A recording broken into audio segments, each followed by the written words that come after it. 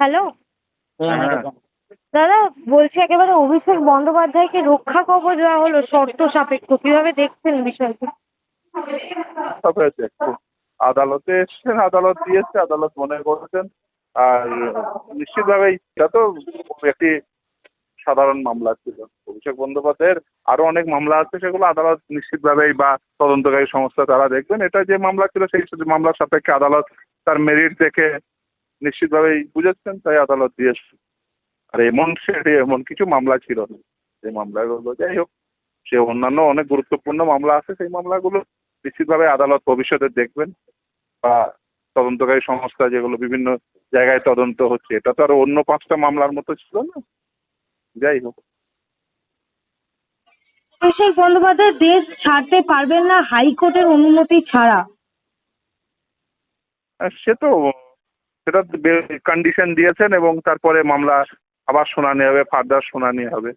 ফলে সেক্ষেত্রে যে উভয় পক্ষই তারা এভিডেভিট দেবেন, তারা তাদের বক্তব্য জানাবেন, তারপর আদালত ফাইনালি ডিসাইড করবেন কি হবে না হবে। আর এই ধরনের মামলায় সাধারণভাবে নোটিশ দিয়েই এই সাধারণভাবে ডাকা হয়, কারণ আমাদের একেবারে সেটেল প্রিন্সিপাল অফ ল, এখানে আইনেও বলা আছে, as well as supreme court জাজমেন্টও আছে যে যদি এই ধরনের অফেন্সের ক্ষেত্রে নোটিশ দিয়েই তাকে ডাকতে হয় এবং 48 আওয়ার্স আগেই সাধারণভাবে নোটিশ দেওয়া হয়। নোটিশ দেওয়ার পরে 48 আওয়ার্স টাইম থাকে, তারপরেই তাকে তিনি এসে অ্যাপ্রোচ করে তিনি অ্যাপিয়ার করেন ইনভেস্টিগেটিভ এজেন্সির সামনে, ইনভেস্টিগেশন যিনি করছেন সেই অফিসারের সামনে। তারপরে যদি তিনি স্যাটিসফাইড হন বা স্যাটিসফাইড না হন, তার পরবর্তী কোর্স অফ অ্যাকশন তিনি ডিটারমিন করেন, যিনি আইও থাকেন। ফলে এই ক্ষেত্রে নিশ্চিতভাবেই যিনি আইও রয়েছেন তিনি নোটিশ দেবেন কি দেবেন না তিনি ডিসাইড করবেন অবশ্যই। এবং সেই ক্ষেত্রে যদি তিনি নোটিশ দেন, সেক্ষেত্রে 48 আওয়ার্স সময়কাল আছে সম্ভবত। তার বোধহয় সম্ভবত যদিও নির্দেশনামা এখনো প্রকাশিত হয়নি, কিন্তু নির্দেশনামায় এটাই সম্ভবত ডিকটেট করেছেন মাননীয় বিচারপতি। ফলে সেক্ষেত্রে 48 ঘন্টা আগে নোটিশ দিয়ে তাকে ডাকবেন। যদি স্যাটিসফাইড হন তাহলে একরকম অ্যাকশন, যদি স্যাটিসফাইড না হন তাহলে আর একরকম অ্যাকশন। ফলে এটা কি হবে সেটা ভবিষ্যৎ বলবে। কিন্তু এই যে অভিষেক বন্দ্যোপাধ্যায়ের একাধিক অবৈধ সম্পত্তি তাকে সেটার সাথে এই মামলার কোনো সম্পর্ক নেই। অন্য আর 5টা মামলার সঙ্গে এই মামলার কোনো সম্পর্ক নেই। আর যে বিভিন্ন দুর্নীতি মামলা বা ডিসপ্রপোর্শনেট অ্যাসেট বা অন্যান্য সম্পত্তির মামলা, যে অন্যান্য স্ক্যামের মামলা, সেগুলোর সঙ্গে এই মামলার কোনো সম্পর্ক নেই। এটা একটা স্পেসিফিক মামলা, স্পেসিফিক সাপেক্ষে দিয়েছে। এটা তো স্টেট জ্যাকেট ফর্মুলায় সমস্ত মামলায় তাকে রক্ষা কবচ এরকম বিষয় নয়। কোথাও গিয়ে অভিষেক বন্দ্যোপাধ্যায় তার যে এমপি পদ সেটার অব্যবহার করেছেন বলে মনে হয়। দেখুন, তৃণমূল কংগ্রেসের আমলে প্রত্যেকেই পদের অপব্যবহার করেছেন এবং সেই জন্যই প্রায় প্রত্যেকেই করেছেন বলেই আজকে তৃণমূল কংগ্রেস নামক এই রাজনৈতিক দলটি আর শাসক দল নেই। দেখুন, তৃণমূল কংগ্রেসের দ্বারা অত্যাচারিত অপমানিত হননি এরকম মানুষ গোটা পশ্চিমবঙ্গে আপনি খুঁজে পাবেন না। নিম্নবিত্ত মানুষ থেকে মধ্যবিত্ত মানুষ থেকে উচ্চবিত্ত মানুষ, তৃণমূল কংগ্রেসের দ্বারা কেউ সরাসরি অত্যাচারিত বা অপমানিত, এরা কাউকে ছাড়েনি। ফলে এদেরও মানুষ ছাড়েনি। আজকে বুঝতে পারছেন যে এমন একটা সিচুয়েশন, এর আগেও তো অনেক রাজনৈতিক দল ক্ষমতায় ছিল। সে কংগ্রেস ক্ষমতায় ছিল, কংগ্রেস ক্ষমতা থেকে চলে গেছে। সিপিএম ক্ষমতায় ছিল, সিপিএম সহ বাম দলগুলো তারা ক্ষমতায় থেকে চলে গেছে। তারপরে তৃণমূল কংগ্রেস ক্ষমতায় এসছে, কিন্তু তৃণমূল কংগ্রেস ক্ষমতায় আসার পরে এরা দুর্নীতির স্কেলটা এতটা বাড়িয়ে ফেলেছে এবং মানুষের সঙ্গে দুর্ব্যবহারের ক্ষেত্রে, মানুষকে অপমান করার ক্ষেত্রে এরা কাউকে ছাড়েনি।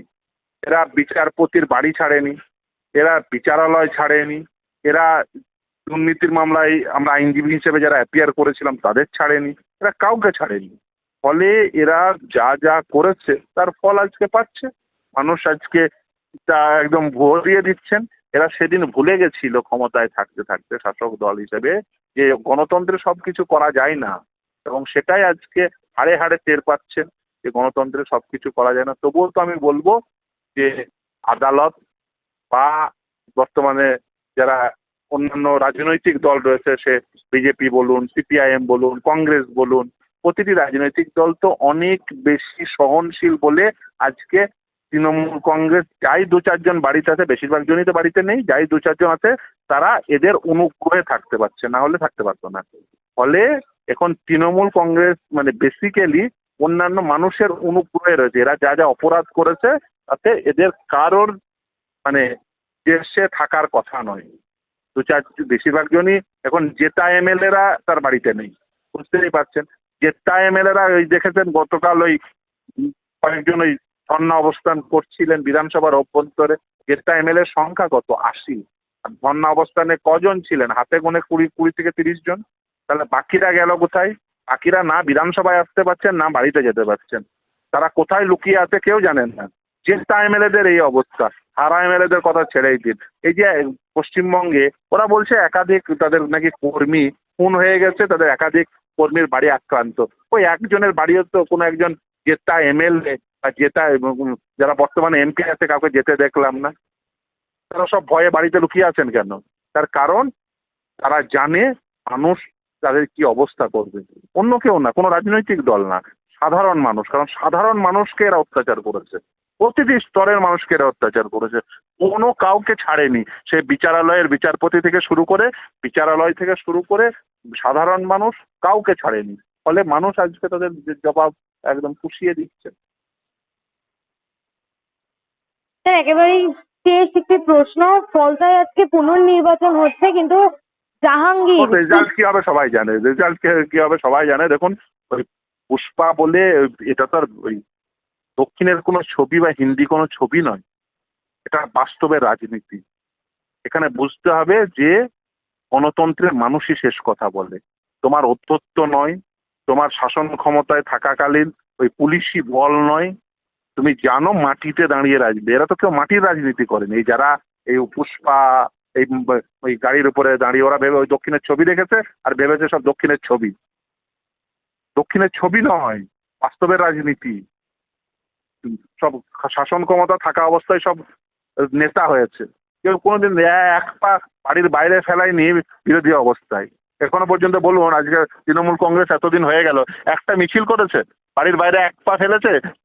এই তৃণমূল কংগ্রেসের বর্তমানে যারা শাসন ক্ষমতায় থাকাকালীন নেতা নেত্রী হয়েছে, কেউ এক পা ফেলেনি বিরোধী অবস্থায়, একটা মিছিলে হাঁটেনি। সব শাসন ক্ষমতায় থাকাকালীন নেতা হয়েছে।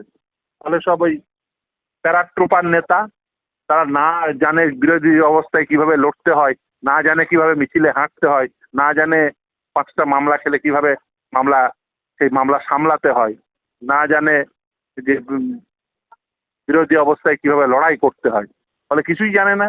তারা প্যারাট্রুপার নেতা এসে নেমে পড়েছে, ক্ষমতা পেয়েছে, পুলিশ পেয়েছে, বিভিন্ন জায়গায় তোলা তুলেছে, বিভিন্ন জায়গায় দুর্নীতি করেছে, দুষ্কৃতি দিয়ে রাজনীতি করেছে। ওরা ভেবেছে দুষ্কৃতি দিয়ে রাজনীতি চলে যাবে, ভোটের দিন গিয়ে ওয়ান ডে পারফরমেন্স করে দেবে আর সারা বছর এরা চুরি করবে। এইভাবে তো রাজনীতি হয় না। রাজনীতি করতে গেলে মানুষের সঙ্গে থাকতে হয়, মানুষের দাবি দেওয়া বুঝতে হয়, মানুষের আশা আকাঙ্ক্ষা বুঝতে হয়, গরিব মানুষের সঙ্গে মধ্যবিত্ত মানুষের সঙ্গে থেকে তাদের দৈনন্দিন অভাব অভিযোগ তাদের সমস্যা সেগুলো বুঝতে হয়। সেগুলো না বুঝলে মানুষের থেকে অ্যালিনেট হয়ে গেলে এই ধরনের অবস্থায় তৈরি হয়। যেখানে 1-2 দিন আগে বলছিলেন, আজ থেকে 20 দিন আগে যে পুষ্পা ছিল সেই পুষ্পার সেই ফুল আজকে ঝরে ফল ধরার ফল পর্যন্ত যাওয়ার কথা ছেড়েই দিন, সেই ফুলটাই পড়ে গেছে। আর ও গাছে আর ফল হবে না। ফলে সেটা বুঝে গেছেন বলে আজকে বলছেন যে আমি ভোটে থাকলাম না। ভাবতে পারেন যে তৃণমূল কংগ্রেস 2 দিন আগে যে দল ক্ষমতায় ছিল সেই দলটি আজকে তার একজন প্রার্থী বলছে প্রথম উপনির্বাচন, ওদের হারার পরের প্রথম উপনির্বাচনে প্রার্থী বলছে আমি প্রার্থী থাকবো না। বুঝতে পারছেন কি অবস্থা তৈরি করেছে তৃণমূল কংগ্রেস নিজের দলে। আমি এটা প্রথম দিন থেকে বলে আসছি, আজ থেকে তো লড়ছি না, অনেক দিন থেকে লড়ছি। এই একটার পর একটা দুর্নীতির মামলা যখন করেছে এদের, ওরা যা করেছে সেদিনই বলে দিয়েছিলাম যে এই রাজনৈতিক দলটির অস্তিত্ব থাকবে না। আজকে তার প্রতিদিন প্রমাণ পাওয়া যাচ্ছে। বলেছিলাম 4 তারিখে বিকেল 4টের পরে রাজনৈতিক দলটির অস্তিত্ব থাকবে না। 4টে নয়, দুপুর 1টাতেই রাজনৈতিক দলটি গুটিয়ে গেছে। ধন্যবাদ।